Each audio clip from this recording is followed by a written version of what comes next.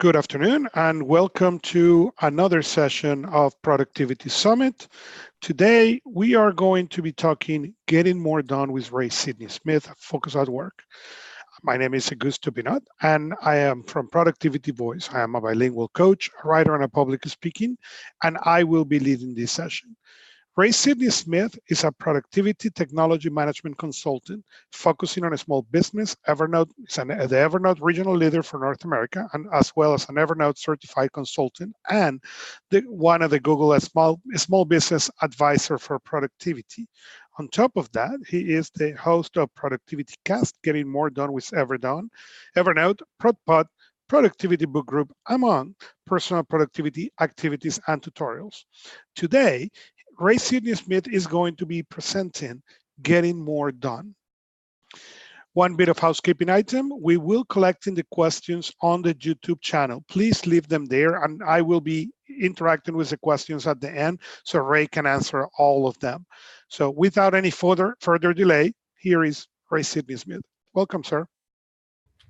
Thank you, Augusto, and welcome everybody to Productivity Summit. And of course, thank you for being here. Today, I'm going to be talking about getting more done, the art and science of personal productivity. And as any person who knows me knows, I am all about the agendas. So I'm just going to really quickly go over the agenda for our time together. As Augusto said, all questions will be held to the end, and I'll be happy to answer those questions either here or you can toss those questions into the Summit portal, and I'll be happy to answer them there. However, I am a Twitter fan. So if you guys are interested in asking me questions or you need to contact me at any time outside of this session, go ahead and tweet at me, hashtag it the PSMT 19 PSummit 19 hashtag, and I'll be happy to answer questions. What I'm going to do today is I'm going to go over Getting More Done and the framework and where it really came from, and then I will give you just a couple of pointers on where to get started with getting more done, and then we'll go into Q&A at the 45-minute mark.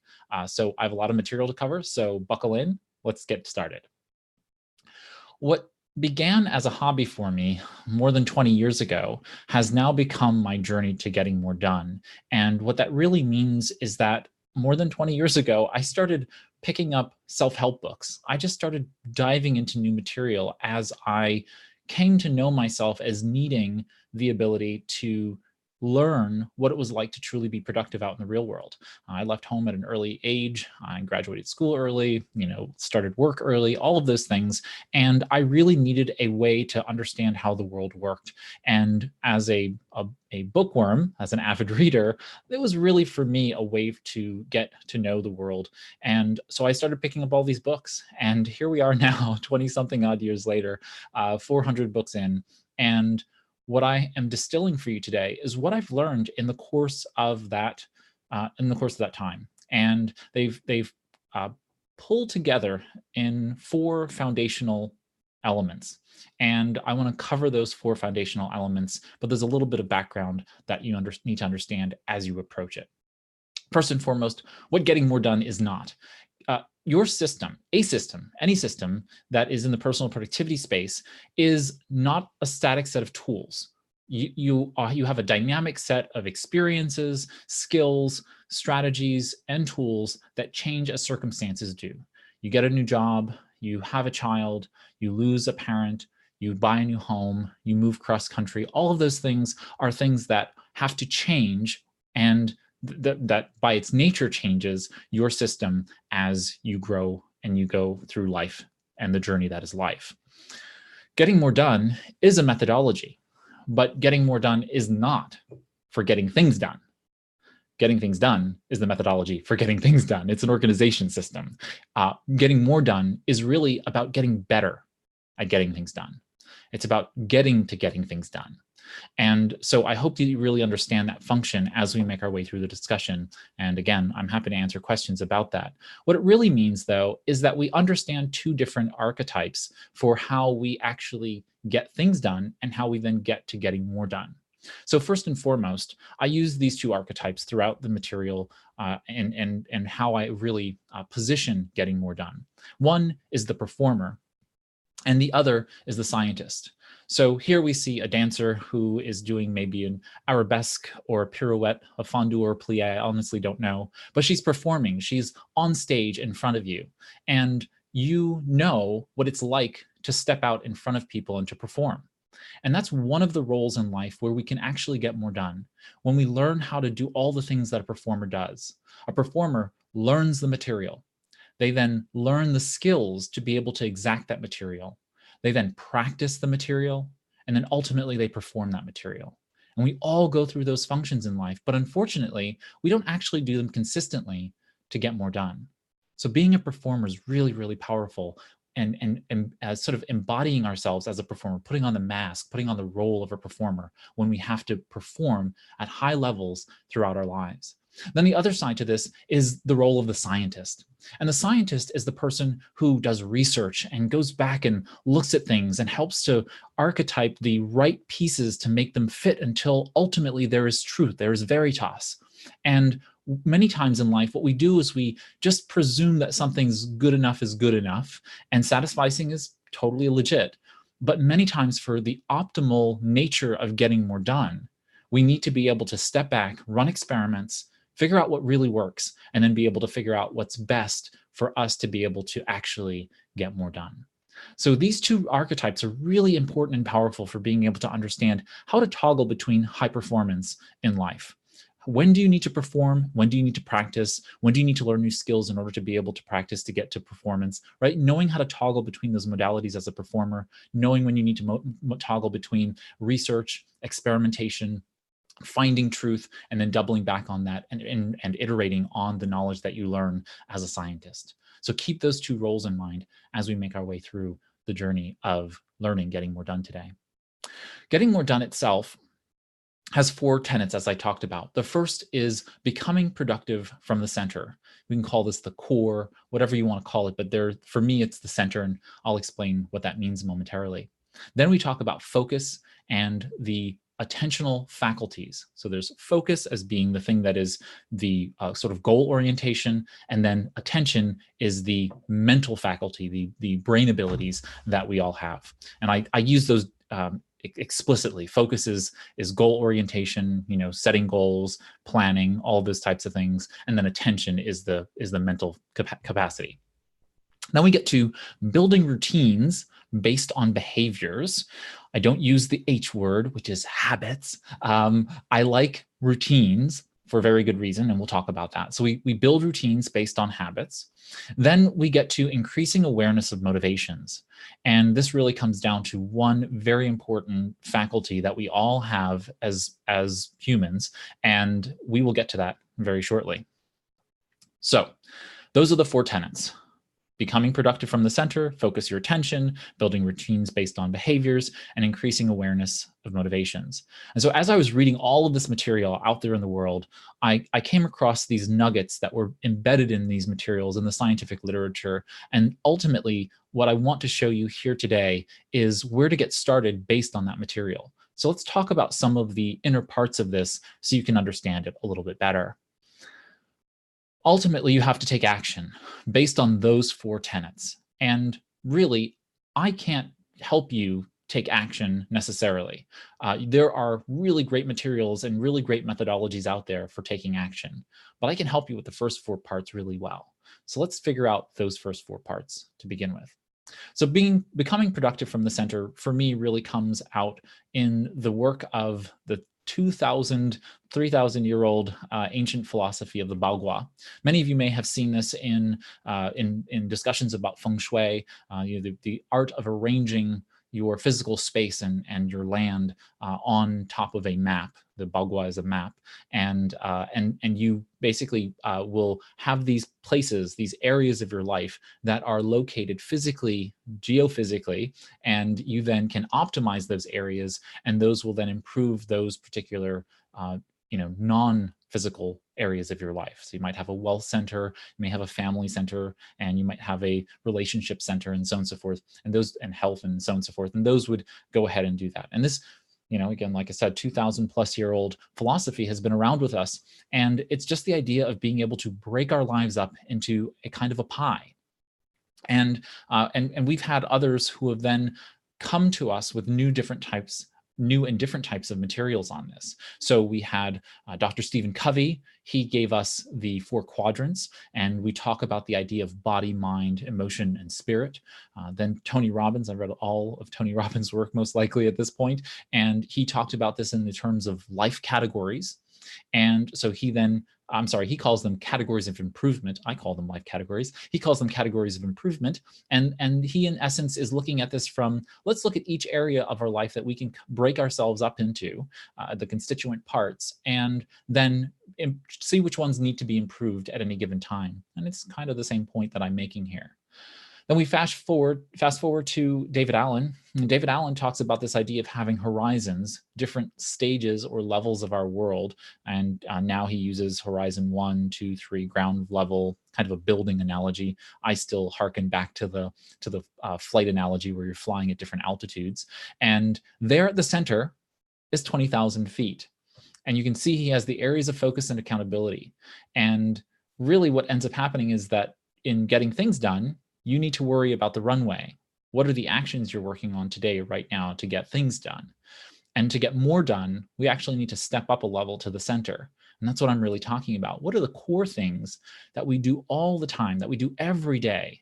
Not the stuff that's arbitrary, because remember, most of the things that are single action, single project type things that you do every day are arbitrary. Writing that expense report, emailing so-and-so. You actually don't need to do any of those things in life. And that's not to say that they're not meaningful. We apply meaning to the things that we do in life.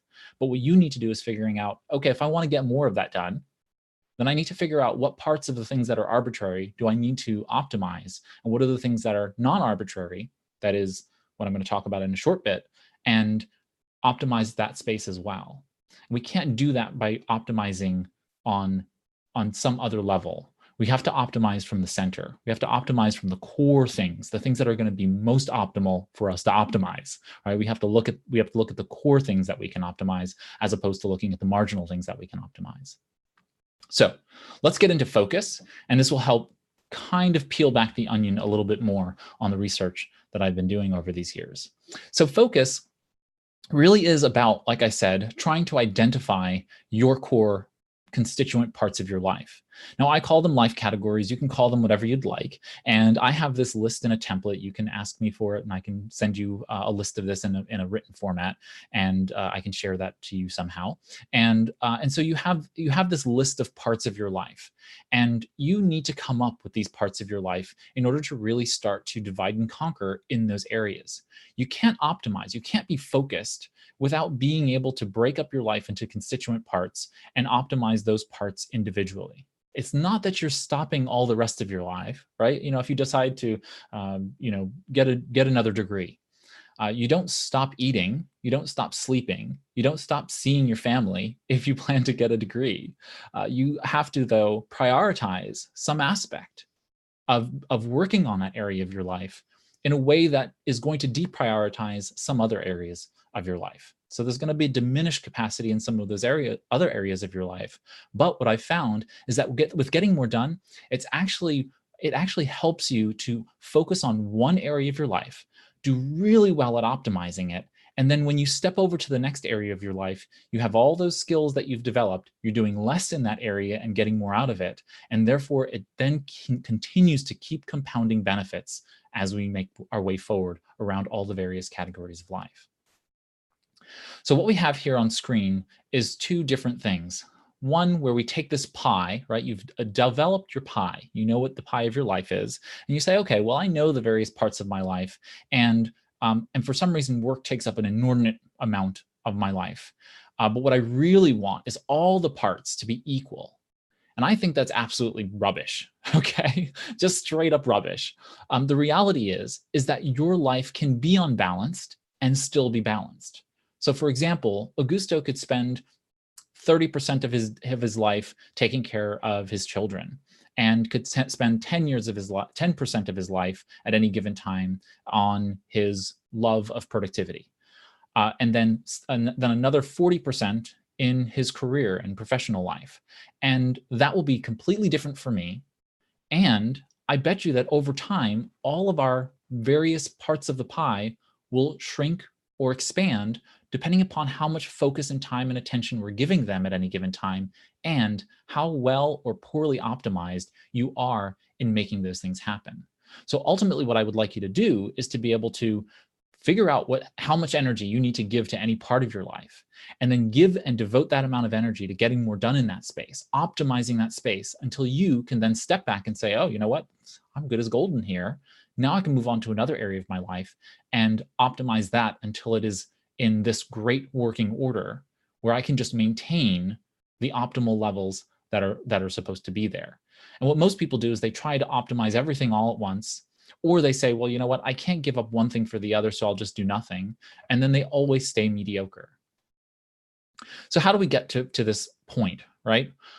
One is I just always make a general recommendation that everybody learn to focus, literally learn attentional faculties, like meditation is one really strong way in order for you to be able to do this. There are mindfulness exercises, but really, I don't really know any other way for us to be able to increase our powers of attention without learning to increase our powers of attention through either meditation or mindfulness exercises. Maybe there are new technologies that are out there that'll someday give us that ability to enhance our prefrontal cortex without us having to do the work. But I think of meditation like going to the gym. I go to the gym to make sure that my body operates properly, or I work out, I walk, I run, I do those things to make sure my body runs properly. Why would I not do the same thing for my mind? And meditation is that practice that we know is scientifically validated to help us become better at attention. 2 is develop your life categories. I just explained a little bit about how the life categories work and why you want them. They're not supposed to be in balance, but it's a good idea just to know where you are with regard to them. Finally, we choose one life category at a time to improve. And once we choose that one life category to improve, we actually choose one ongoing project, one ongoing thing in our life category to actually optimize. And I call that focus mastery. So we actually drill it down to, say I want to get better at nutrition. Well, you know what I'm going to do? I'm going to potentially take a course on how to cook dinner. I'm going to learn how to the functions of being able to cook good dinners. Maybe I'm going to pick 4 or 5 entrees and go to culinary classes in the evenings and really learn how to use my knives, how to saute a chicken, how to properly blanch leeks. I'm going to really get into that part of my world. And that way, over the course of a couple of months, maybe a year, I'm going to get really good at the functions that are going to allow me to come home to my family, make an amazing meal, and that is going to make me optimal from suboptimal. And that's the kind of focus mastery that I see people not doing every day. And when I see people who listen to me and do this, they see the compound benefits across their entire life. They say, you know what? I was taking cooking classes and I learned how to cook well, and that saved me so much time at home. I'm having a better relationship with my spouse because I'm no longer arguing about what we're going to make for dinner tonight because I'm so excited to go make dinner. So we have this whole new dynamic in our relationship. I can open up a bottle of wine, I can cook dinner. It's a really great opportunity for us. And it becomes this productive and virtuous cycle for the relationship. So don't think about this, that because you're setting one thing aside, that you're not going to get all these other tangential benefits from doing that. Next up, we have routine. Routine is a word that I use very carefully. I don't use the term ritual, which has more of a spiritual connotation. And so this is secular for a number of reasons. I think that there's more for us to think about when we think about routines, and it also fits the literature as it relates to how we do things. So what I talk about when I talk about the second function of build routines based on behavior, it's because of a little bit of habit development science that I think is really challenging for most people. You hear a lot about people talking about development of habits, and I can't fault productivity experts and scientists, honestly, for wanting to help us there, because we are the constituent parts of our lives are habits. But habits are hard. Habits are hard to create, and habits are hard to change. We have behaviors, though, and we use those behaviors throughout our life to be better, to do things. And the more good behaviors we have, the smoother our lives kind of run. And so what I argue here is that when we tie behaviors together, we create routines, and we know that because you go throughout a routine every day. You have actually probably 4 or 5 routines that you follow every day. You don't really notice that they're happening, but you do them every day. And these are built by habits. These are built by habitual behaviors. And routines are actually rather easy to manage because they're tied to one another and they make logical, sequential sense in our daily lives. They've already fit themselves in and they help to break up your day. And so this is really what I want you to do.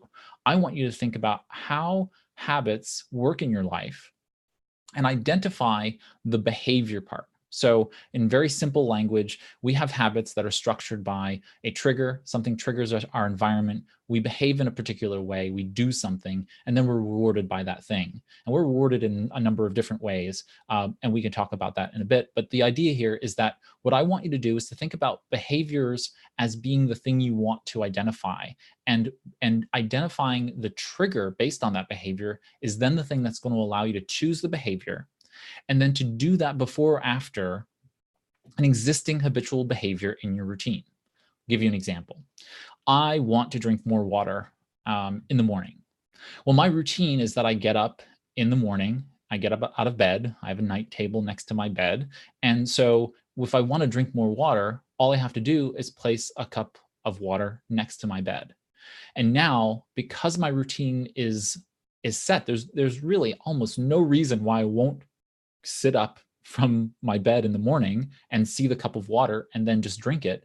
It has reduced the barrier to entry for me to be able to institute that new behavior. I mean, it's almost stupidly too simple to have a glass of water on my table. All I need to do is put it out the night before. And now I have the cup of water sitting there and I can just take the 8 ounces and throw it back, right? This gets much more complicated as you start to level it up and do other things, but that's the core component here, is that identify the trigger, okay? I sit up in bed. And then you say, what's the thing that I want to be able to do? Make it ridiculously simple, right? So that's the mini habits or tiny habits paradigm that you've heard from Dr. BJ Fogg and others.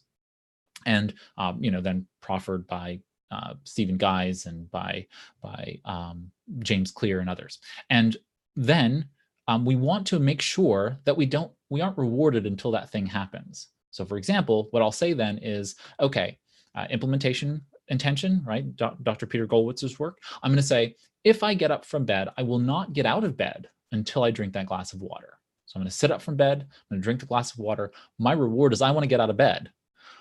But I can't get out of bed. I will stay there until I drink that glass of water. And that's what keeps you from being able to say, okay, well, I'm just not going to do that thing.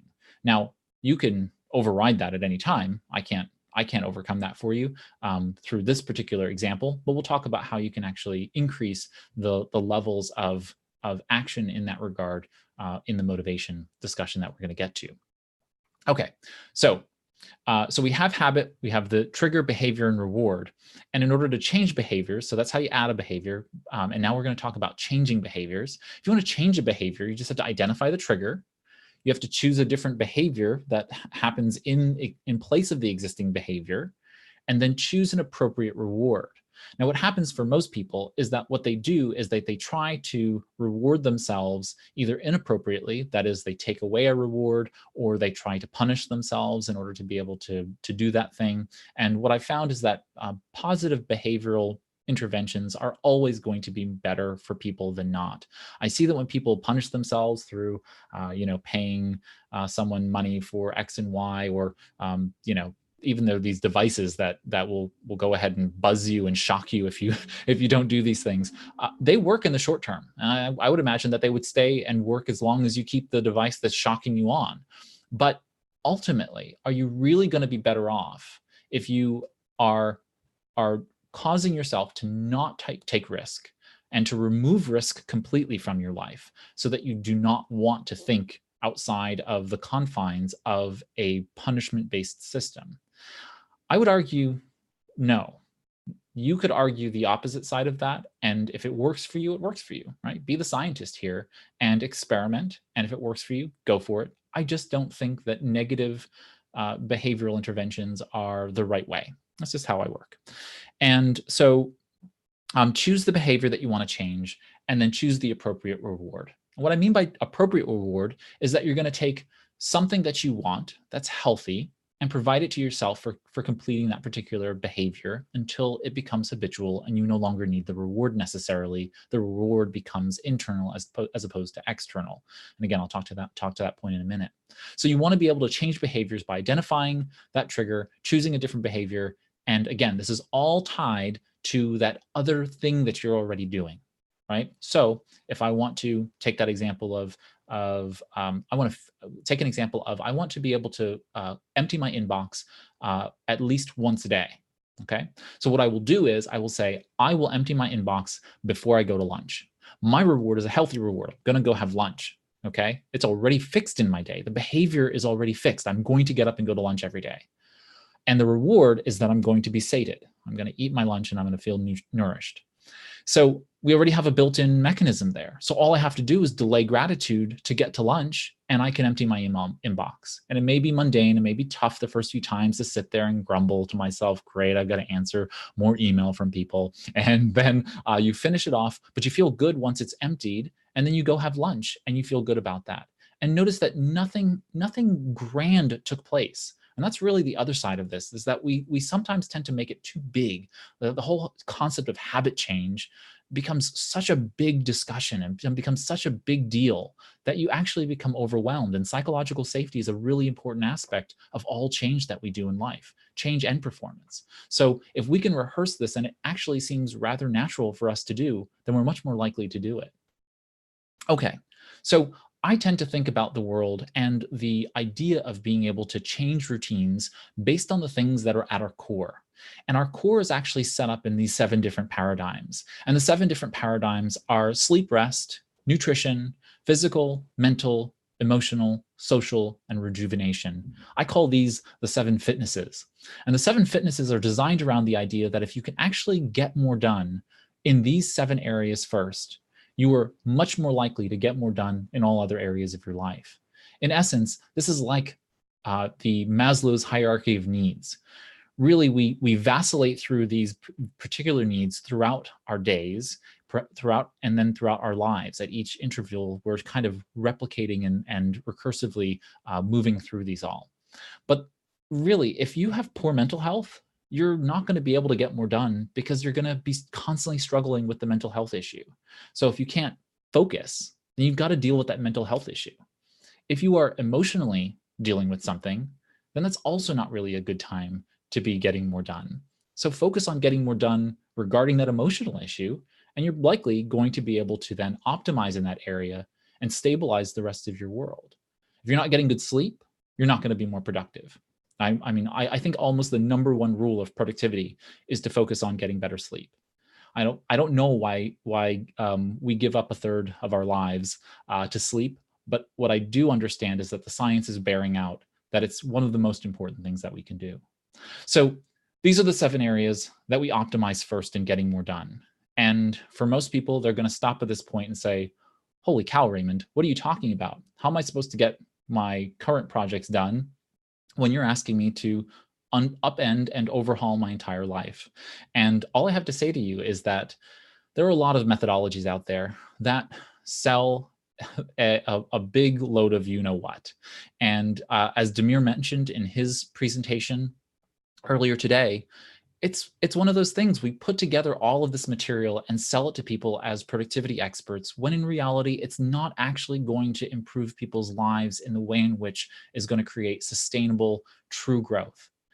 And what I'm telling you is that the long, hard road is the road that needs to be taken in order to become better. And getting more done is about getting better. Sure. Again, like I said, you can go to getting things done and you can get an action plan together and you can actually go get things done and get a lot of things done. But if you're actually trying to get more done and you're not investing in the foundation, then it's just going to be more difficult for you heading down the road. So stage 1 for being able to get yourself up and running in dealing with behavioral change is to track your time and energy until you know reasonably how you are spending your time and energies. There's a really wonderful heat map that is available at productiveflourishing.com. Charlie Gilkey has created this heat map, and you can actually track your energies throughout the day. And you can just print off a spreadsheet or just keep a tool at hand, whether that be a paper-based tool or an application, and track what you do and how you spend your time. This helps you to really understand your routines, really helps you understand how are you spending your day? What are the places in your day where you are actually doing the same thing every day? And how optimal or suboptimal are those things that you're doing? Could you really make your morning routine, your getting out the house routine, faster and better? I bet you could. And by doing that, is that going to save you more time so you can actually spend that with your loved ones, spend that with your dog, and have a better relationship, better experience than hurriedly running out the house like a cyclone, rushing to the car or rushing to the subway in order to get off to work? If you can do those things better, that's truly getting more done, because you're getting the right things done in the right amount of time for the right reasons. And what most people are doing is just trying to get more done in less time. And that's a rat race that I don't want to live in, and I don't want you to live there either. Step 2 is to then figure out what fitness you plan to improve to get more done. So one of those 7 fitnesses is likely your biggest pain point. You struggle with sleep. You struggle with eating right. You struggle with being able to deal with your emotions. You struggle with being able to get to the gym. You don't have to go to the gym. You could take a walk every evening, whatever the physical fitness is. But in order to be able to be productive, you have to actually be able to physically move. And if you can't physically move, how are you going to do things outside of needing assistive technologies and so on and so forth if you happen to have a different ability? But the reality is that all of those fitnesses are important. One of those fitnesses is probably the area that hurts the most in your own ability to get more done. And if you can just focus on that, then you'll likely improve in all the other areas. I think I've seen dozens and dozens of people in exact this same framework. And ultimately what they do is they always get better in other areas when they just focus on one. And the moment they focus on one and another, they do worse. So focusing on one equates to getting more done. Focusing on one plus some equates to getting less done. That's just how it works. Okay, let's move on over to accountability. If anybody knows me, they know that I love accountability. And that's for a very good reason. And I actually developed a project called the Team Accountability Project. You can find the materials at teamaccountabilityproject.org. I think you need the www. I think it's www.teamaccountabilityproject.org.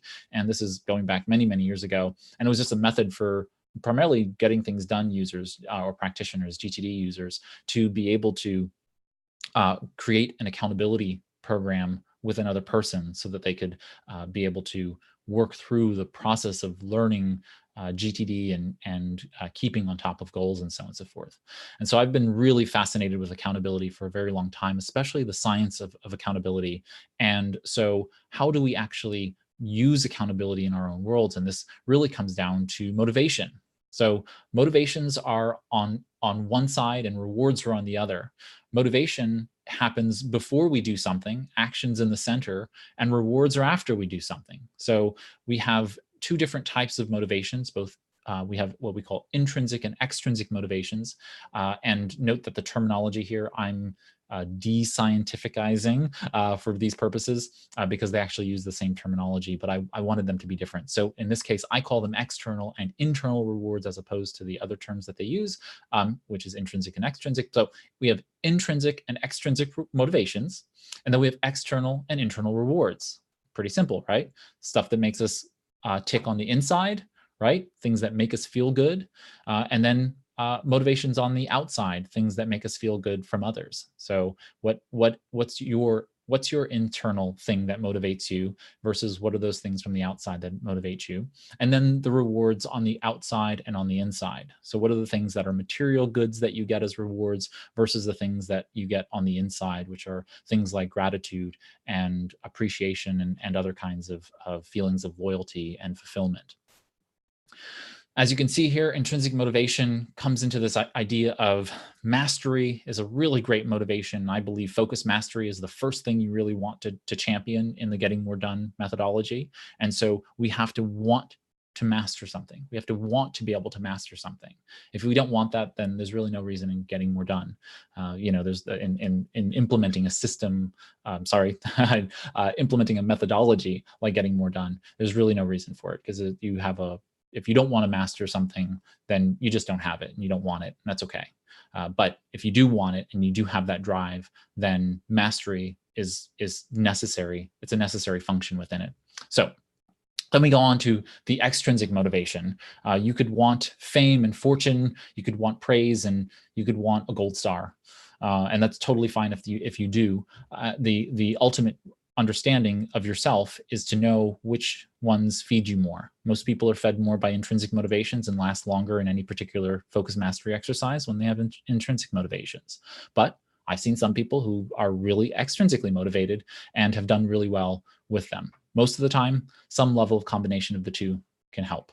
Same thing with external, internal rewards. So to get me to do something, you have to give me the motivation and then pair that up with a reward. The external rewards are those things that, again, are typically physical, tangible goods, things that give us things from the outside world, that bonus at work, taking a vacation and so on and so forth. Whereas the internal rewards tend to be those things that are of a feeling nature, right? A sense of belonging, psychological safety, competence, satisfaction. All of those things become the things that make us feel good on the inside as internal rewards.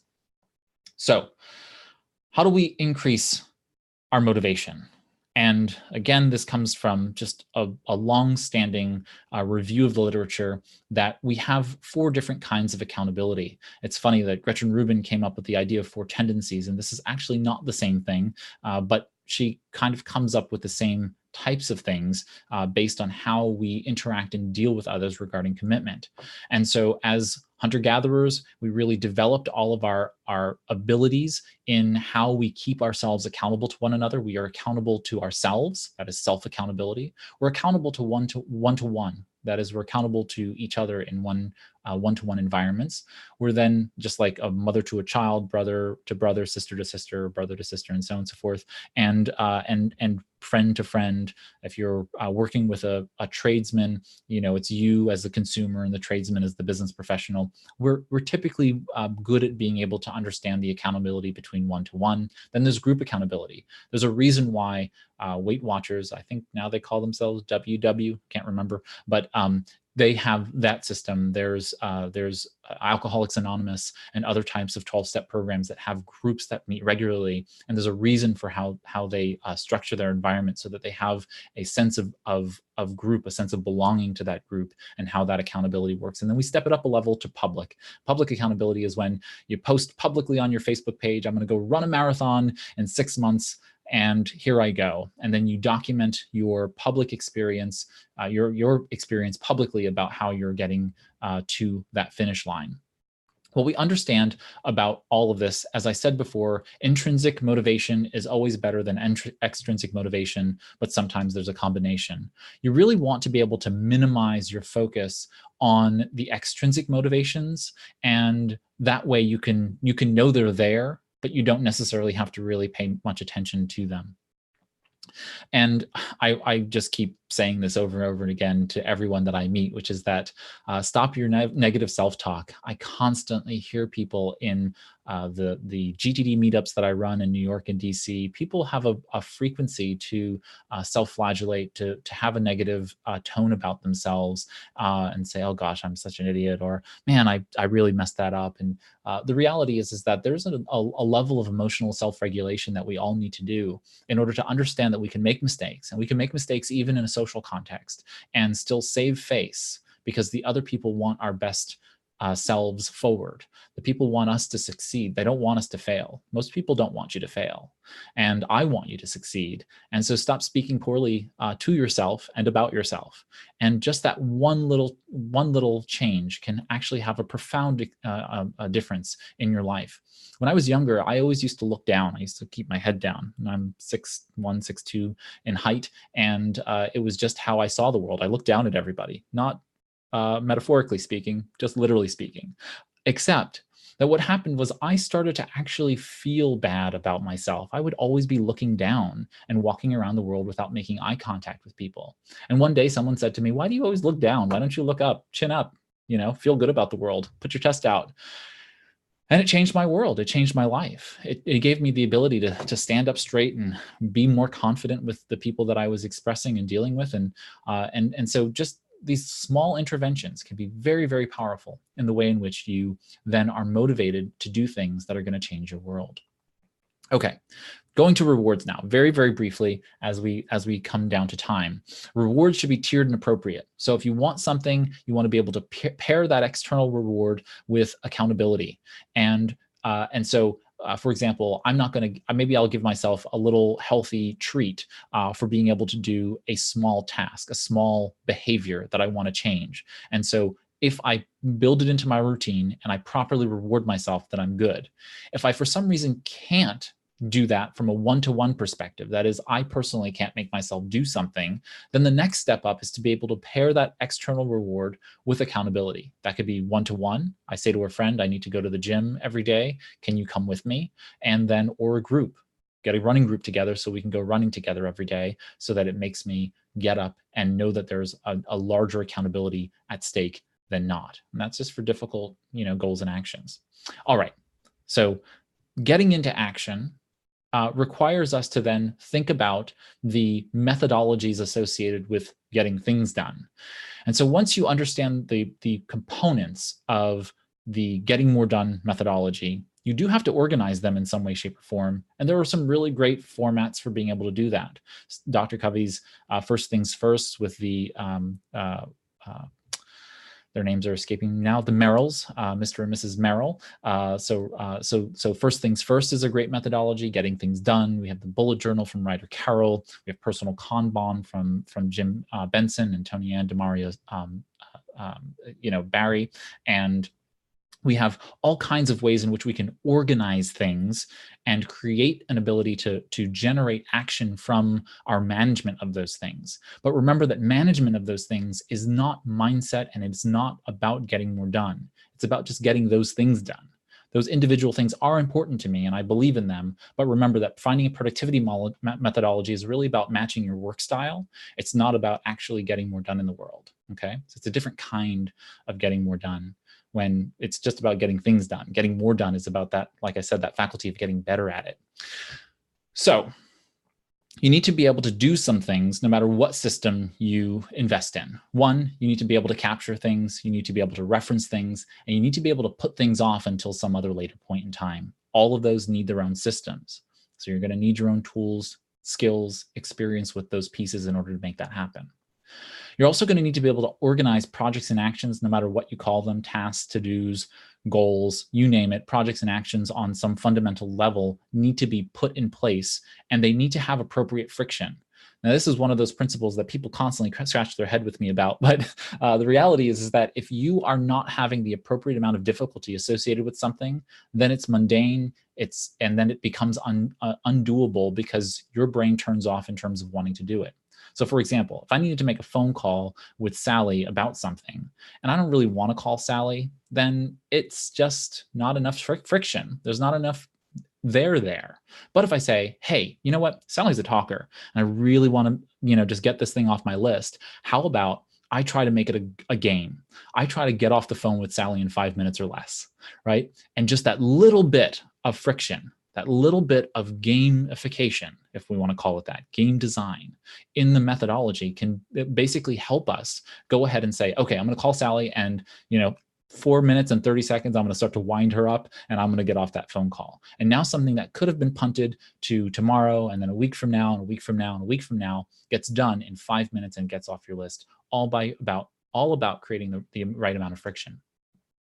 And then the next step is about overcoming your productivity mercury, as I like to call it. Mercury is a substance, and so I tend to think of mercury as a substance because it's poisonous to us. It can kill us in the right amount of dosage. It causes our brains to stop functioning. It then shuts down our internal organs at some point. And so mercury is just the right term, and it's mercurial, it's dangerous, it's mysterious. And that's what all these things are to us in terms of the productivity space: procrastination, overwhelm, indecision, you name it. They're all mercurial to us. They're all kind of mysterious to us in some way, shape, or form. We don't know why they happen, but they happen, and we have different interventions to be able to deal with them. And so you really do need to come up with understanding your productivity mercury and then dealing with those pieces. Okay, so in the last few minutes, I want to just be able to walk you through very quickly what it is that you can do to get started with getting more done. And so I just condensed multiple hours of content into just these 40 odd minutes. And I know that you can't understand it all in one sitting like this, but I hope you got a better understanding about how getting more done works. And these are the things that you can do to get started. Make an outline of your life categories, and then choose a specific life category, and you'll be 80% better than everybody else, Pareto principle style. Next, you're going to choose a few behaviors that fit your daily routines and that you want to improve in that particular category. So what is your daily routine in that space, or routines that you have in your space, and figure out what those few behaviors are that can improve that particular life category. And it could just be in one particular vein inside of that category. And then just determine how you'll be kept accountable to that particular behavior. So or the behaviors that you're adding into your routine. And again, if you can keep yourself accountable to it, I'm going to drink water, and I'm going to do it by myself, and I'm good to go. I don't need anything other than the internal reward to say I'm not going to get out of bed until I get it done. You're as good as golden. But if you need more and more accountability to be able to make those things happen, keep bringing people in and more people in, right? Keep stepping up that ladder of accountability until you are ready to be able to deal with it with the right amount of motivation and the right amount of reward. And finally, identify your productivity mercury. What are the things that stick you, right? What are the things that make you just unwind and not get things done? Just by giving it a name and saying, that's procrastination. Not that I'm a procrastinator. Don't label yourself, but just label the problem, label the challenge. And that tends to help you start to overcome those issues. There's lots of material out there to be able to overcome those points, but really you need to identify it. You need to name the demons before you can actually deal with them. So with that, I'm going to turn it over to Augusto for Q&A. I'm happy to answer any questions, and I'm happy to provide clarification on any of the points as well as we make our way through the rest of the session. Well, thank you very much for that. So there is obviously a lot of great thank you. Hello. But the first question came from Linda. Can you talk a bit more about rejuvenation, specifically how differs from rest, such as rest and sleep? Yeah, that's a really great question. Sleep and rest is where we rest the body, and so we give our body the ability to go into either default mode network, which is the brain's ability to start doing pattern recognition, cleaning up, cellular repair, all of those things. We do some cellular repair while we're awake, but our body in sleep actually rejuvenation is a personal, internal, mental cleaning. It's what we do for the sake of it. And many of us call these passions, hobbies, what have you.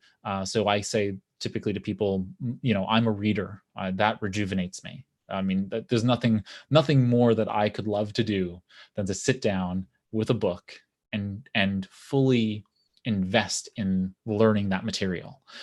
Different than, say, someone who might be a gym bunny, who loves to go to the gym, loves to socialize, loves to work on their physical fitness, and really embrace that whole, let's call it, gym culture.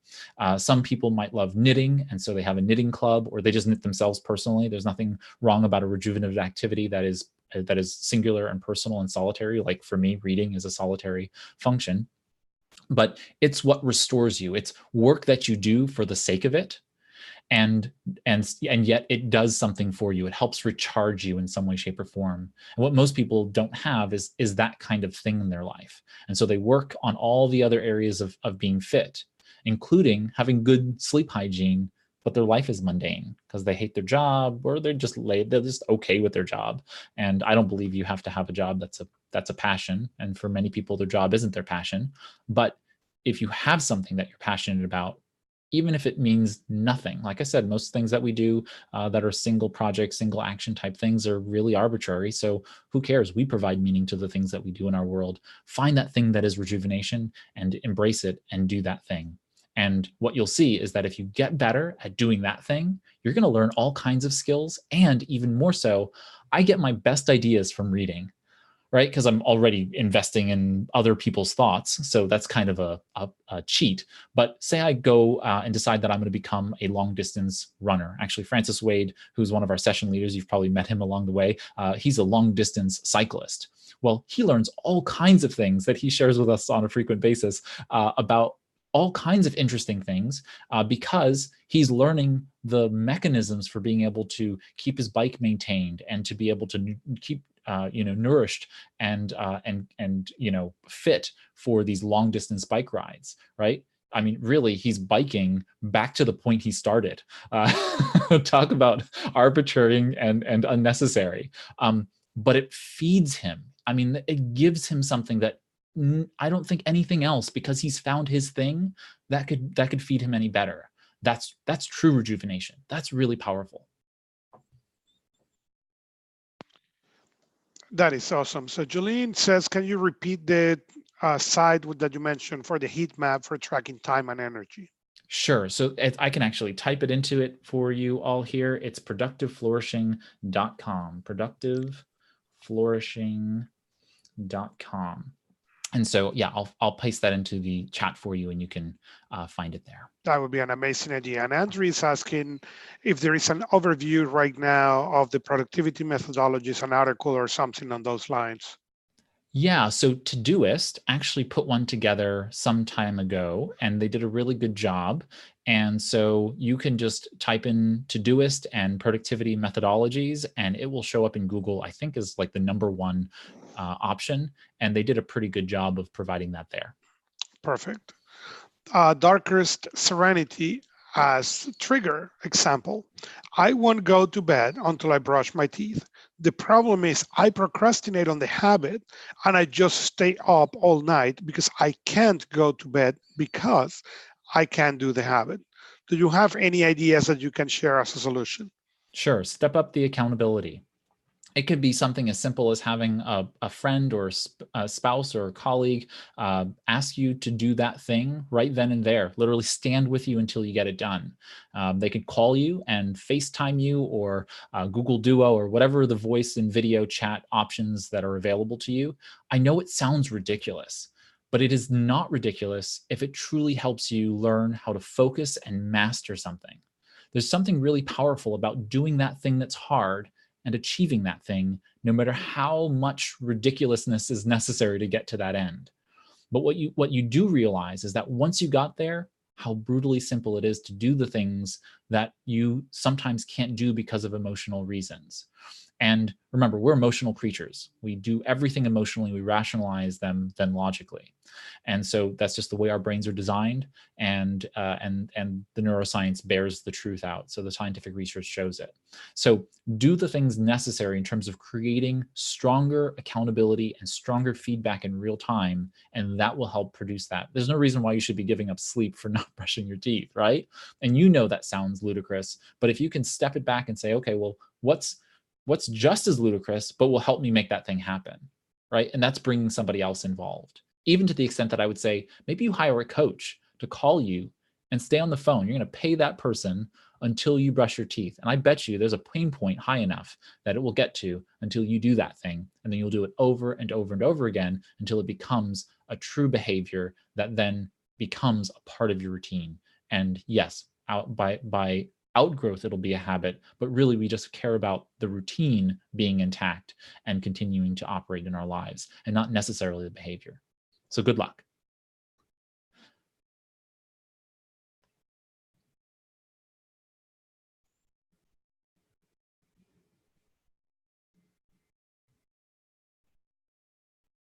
Augusto, I think you're muted. Yes, I am. Sorry. I was saying, Kenny's saying, I have a different opinion about getting more done is less time. I don't see it as a rat race, but as a way to identify the high value items to work on, eliminating wasteful activities. So you can make more space for the other areas in your life, family, rest, rejuvenation, etc. I see it as a necessary activity to help achieve what you are suggesting. Can you comment a little bit on this point of view? I would just say that I disagree. The point is that the way in which we see getting things done for me as an organizational faculty, it fits into that final step of taking action.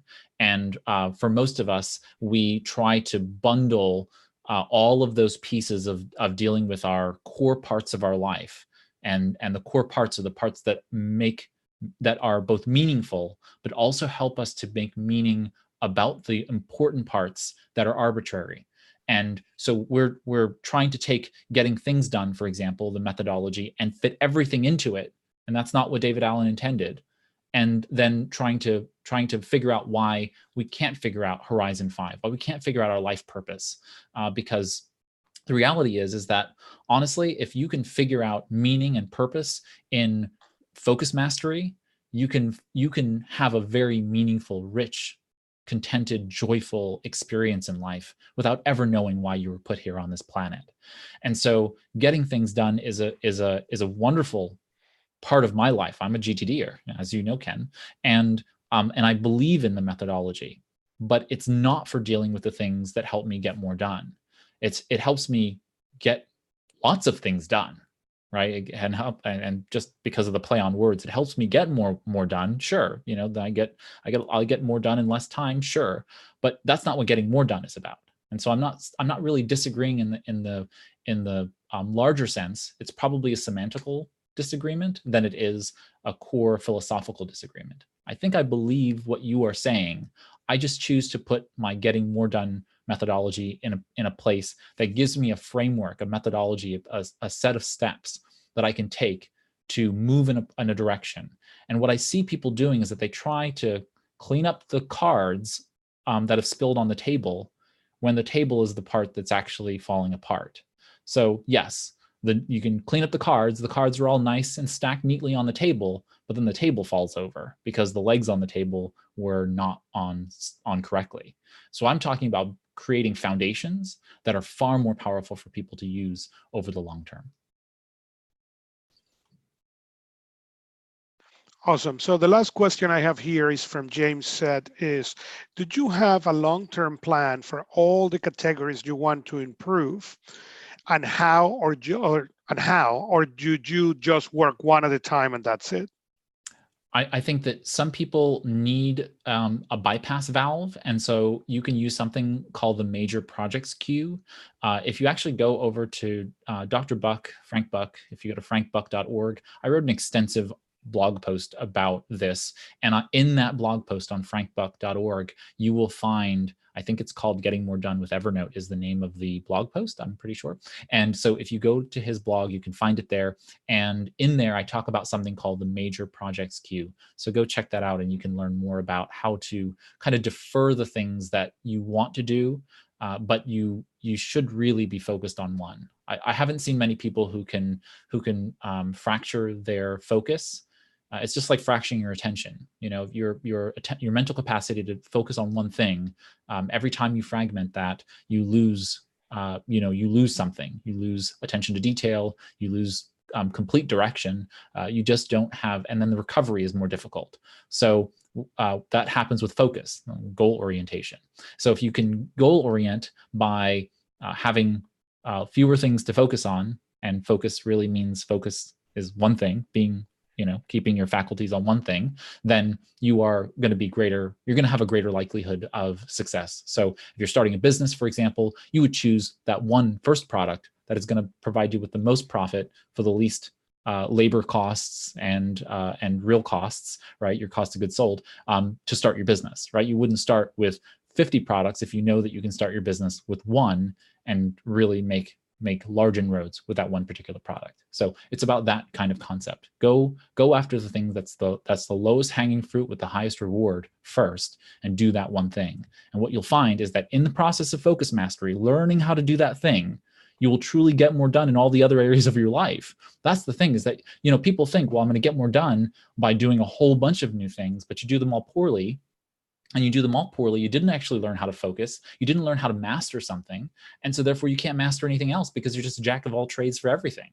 But if you really learn how to be an ace of spades in that one area of your life, guess what? You can replicate that over and over and over again in all kinds of other areas of your life that you didn't realize otherwise. And when people do that, they really fundamentally get it. They get the idea of getting more done, and then they start to make more inroads in other areas of their life, and they get things done, but then they also start to get more done. And that's what I really hope for everybody. So, as I always say, we are what we do every day in pursuit of getting more done. And so I wish everybody good luck, and I hope you have a wonderful rest of Productivity Summit. Thank you all for being here and sharing the time here in this session with me. And before we close, well, first of all, let me say thank you to Ray Sidney-Smith for this. And I want to remember you guys, we have the following sessions coming up. At 3 p.m., we are going to have Matt Plummer for Sarvana talking about how much more productive could productivity submitters become, and it's going to be fun and interesting. At 3:30, we have Lindsay Home for Usable Tech, Integrate Evernote, and then also we have Andrea Anderson from Productivity Environment Institute, discover the 5 keys to position yourself as an expert productivity consultant so you can grow. You can go from a struggling generalist to 6-figure specialist. And then at 4 p.m., we will have Get Off Your Plate, Automate Your Growth, Your Business, and Avoid the High Cost of Hiring with Mary Sue Dahill of MSD Advisors, and Letting Go with Both Hands. Finally, deal with those emotionally charged materials with Terry Blanchett from Time Sorters. And after that, of course, we will have the Mega Productivity Networking event. So thank you very much, all of you, and we look forward to see you guys later on.